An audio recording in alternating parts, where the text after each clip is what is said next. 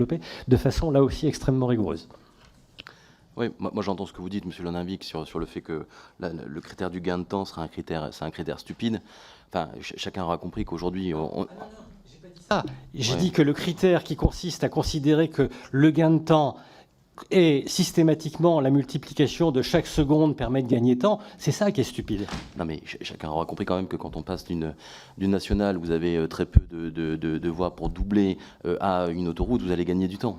Enfin, voilà, et encore une fois, donc, ce gain de temps, il existe quoi qu'on en pense, et encore une fois, il a été apprécié dans le cadre de la déclaration d'utilité publique et confirmé par le Conseil d'État. Donc j'allais dire, maintenant on peut se repositionner. Maintenant, il y a aussi également, et je pense qu'il faut que vous l'entendiez, on a auditionné notamment les maires qui sont directement impactés par ces centrales de fabrication d'enrobés, qui nous disaient encore une fois que le week-end dernier, il y avait eu des morts sur la route, et que s'il y avait eu une autoroute, eh bien, ce drame ne se serait pas passé. Donc il y a effectivement du gain de temps, mais il y a aussi de la mise en sécurisation de ce type de voie. Et puis encore une fois, ce gain de temps, il a été évoqué très largement, mais c'est pas moi qui le dis. Quand vous avez des pompiers qui prennent en charge des personnes au centre hospitalier intercommunal de Castres-Mazamet et qui l'amènent à Purpan, eh bien ils vous disent que gagner du temps, effectivement, ça peut permettre de sauver des vies. Donc oui, c'est pas toujours le cas, Madame Hérodi, je suis désolé. Je vais me permettre de répondre précisément à votre interpellation.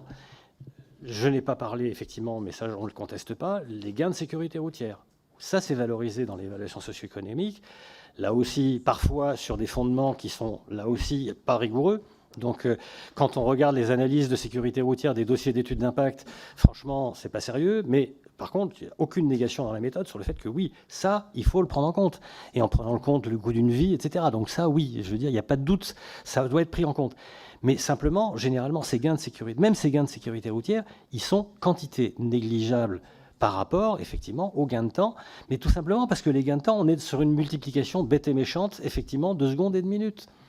Et c'est ça que ça fait du volume. Donc globalement, c'est simplement ce gain de temps. Et c'est pour ça d'ailleurs qu'effectivement, c'est le paramètre qui est souvent biaisé dans les évaluations socio-économiques, sur les études de trafic.